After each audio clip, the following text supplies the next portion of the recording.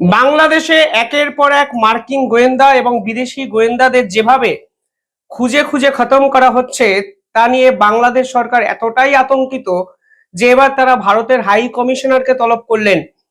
শুধু সে ঘটনা নয়, বাংলাদেশের অত্যন্ত জনপ্রিয় ভারত বিরোধী ছাত্রনেতা ওসমান হাদিকে যেভাবে প্রকাশ্যে রাস্তায় গুলি করা হয়েছে এবং যার ফলে তিনি প্রায় মৃত্যুর মুখে ঢলে পড়েছেন, তাতে বাংলাদেশের অন্তর্বর্তীকালীন সরকারের বিপক্ষে যে ক্ষোভ বেড়েছে তা কিন্তু মোহাম্মদ ইউনূস সরকার জানেন এবং পুরো বিষয়টি তারা এবার ফের ভারতের দিকে ঘুরিয়ে দেওয়ার চেষ্টাটা করলেন। শেষ দুদিন ধরে আমি লাগাতার এই বিষয়ে ভিডিও করেছি এবং বারবার একাধিক মানে রাজনীতিবিদের স্টেটমেন্ট আপনাদের সামনে দেখাচ্ছি যে তারা তাদের আইন প্রশাসনের ব্যর্থতা, তাদের গোয়েন্দা দপ্তরের ব্যর্থতা এবং সর্বোপরি সেনাবাহিনী সেনাপ্রধানের ব্যর্থতাটাকে আড়াল করার জন্য ফের ভারতকে কিভাবে নিশানা করেছেন। আর আজকে যে প্রবণতা দেখা গেল সেখানে কিন্তু পরিষ্কার হয়ে গেল যে তারা শুধু ভারতকে নিশানা করেননি, তারা ভারতের উপর সম্পূর্ণ দায়টা চাপিয়ে দিতে চেয়েছেন। কারণ সরকারিভাবে এই প্রথমবারের জন্য বাংলাদেশ সরকার ভারতের হাই কমিশনার, যিনি এই মুহূর্তে বাংলাদেশে পোস্টেড, তাকে তলব করলো। এবং তলব করে কি বলা হলো? তলব করে বলা হলো যে ভারতের মাটি ব্যবহার করে বাংলাদেশকে অশান্ত করার পরিকল্পনা হচ্ছে, বাংলাদেশের বিপক্ষে একাধিক ষড়যন্ত্রমূলক কাজকর্ম করা হচ্ছে। ভারতে শেখ হাসিনা আছেন, শেখ হাসিনা ওখান থেকে বসে উস্কানিমূলক কথাবার্তা বলছেন, যা সব মিলিয়ে বাংলাদেশের আইন শৃঙ্খলা এবং সামাজিক যে অবক্ষয় অবনতি তার মূলে একমাত্র কারণ। আপনারা একটা জিনিস ভাবুন যে বাংলাদেশের আইন প্রশাসন সামলানোর দায়িত্ব কাদের? আইন উপদেষ্টার, প্রধান উপদেষ্টার, পুলিশ প্রশাসন, বাংলাদেশের নিজস্ব গোয়েন্দা দপ্তর, সেনাবাহিনী, সেনাপ্রধান। শেখ হাসিনা ভারতে বসে কিছু বলে দিচ্ছেন, এতে বাংলাদেশ উত্তাল হয়ে যাচ্ছে। তাতে একটা জিনিস তো পরিষ্কার হয়ে যায় যে বাংলাদেশের সমাজ, বাংলাদেশের সময় এবং বাংলাদেশের যাবতীয় ব্যবস্থাপনার উপর তাদের আইন বিভাগের কোনো আর কন্ট্রোলটা নেই। অর্থাৎ বাংলাদেশ সরকারের যাবতীয় ব্যর্থতাটাকে ঢাকতে তারা ফের ভারতকে নিশানা করলেন এবং ভারতের হাই কমিশনারকে তলব করলেন। জীবনে এর আগে কখনো আপনারা দেখেছেন অন্য একটি দেশে আক্রমণ হচ্ছে বা অন্য একটা দেশের ইন্টারনাল সমস্যার জন্য বিদেশি কোনো হাই কমিশনারকে ডাকা হচ্ছে? আপনারা পাবেন না। যদি ধরেও নেওয়া হয়, আপনি যদি 1 মিনিটের জন্য ধরেও নেন যে ভারতের ব্যবস্থাপনায় বাংলাদেশে এই ধরনের ভারত বিরোধী মূল ষড়যন্ত্রকারীগুলোকে খুঁজে খুঁজে শেষ করা হচ্ছে, তাহলেও কি বাংলাদেশ সরকার ভারতের হাই কমিশনারকে ডাকতে পারে?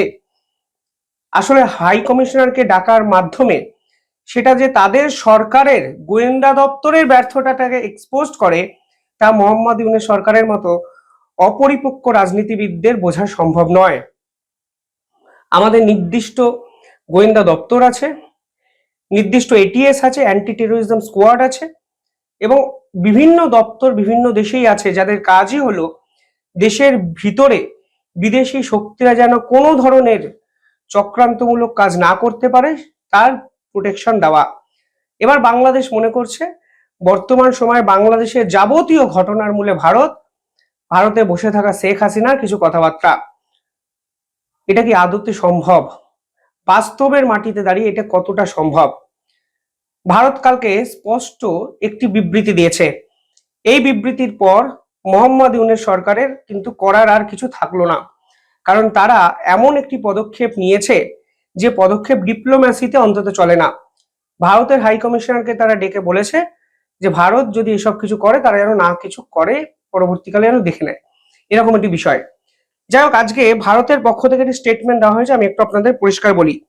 এখানে পরিষ্কার বলা হয়েছে বাংলাদেশ একটি বন্ধুত্বপূর্ণ দেশ এবং সেই দেশের জনগণের স্বার্থের বিরুদ্ধে যায় এমন কোনো কার্যকলাপের জন্য ভারত কখনোই নিজের ভূখণ্ডকে ব্যবহার করতে দেয়নি এবং ভারত সবসময় দায়িত্বশীল এবং আঞ্চলিক স্থিতিশীলতার পক্ষে। এবং পরিষ্কারভাবে এখানে বলা হয়েছে যে ভারত চায় বাংলাদেশে যেন শান্তিপূর্ণ নির্বাচন হয় এবং এই মুহূর্তে বিশ্বাসযোগ্য নির্বাচন হওয়া উচিত। শান্তিপূর্ণ পরিবেশে মুক্ত, ন্যায্য এবং অন্তর্ভুক্তিমূলক নির্বাচন এই মুহূর্তে বাংলাদেশে করা উচিত। অর্থাৎ ভারতকে যতবার বাংলাদেশের পক্ষ থেকে খোঁচানো হচ্ছে ততবার ভারত নির্বাচনের অ্যাঙ্গেলটাকে কিন্তু এস্টাবলিশ করছে, যা উল্টে মোহাম্মদ ইউনূস সরকারের কিন্তু প্রেসার বাড়াচ্ছে। কারণ মোহাম্মদ ইউনূস সরকার চাইছেন এই ওসমান হাদির ঘটনাটাকে সামনে রেখে ফের ভারত বিরোধী আবেগটাকে উস্কে দিয়ে নির্বাচনটা কিছুদিনের জন্য পিছিয়ে দিতে, যার ফলে জামাতের মতো শক্তিধর একটি রাজনৈতিক দল নিজেদেরকে গুছিয়ে নেওয়ার সময় পাবে। মোহাম্মদ ইউনূসের ছাত্রনেতারা, যাদের জেতার সম্ভাবনা নেই বললেই চলে, তারাও নিজেদেরকে গুছিয়ে নেওয়ার চেষ্টা করতে পারে এবং পায়ের তলার মাটিটা তারা শক্ত করতে পারবে এই সুযোগে।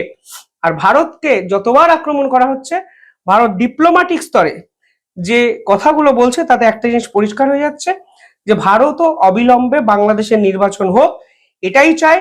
অন্তত এই প্রতিদিনের ঝুট ঝামেলা থেকে ভারত নিজেদেরকে দূরে রাখতে চাইছে। কারণ বিশ্বাস করুন, ভারতের অনেক কাজ আছে।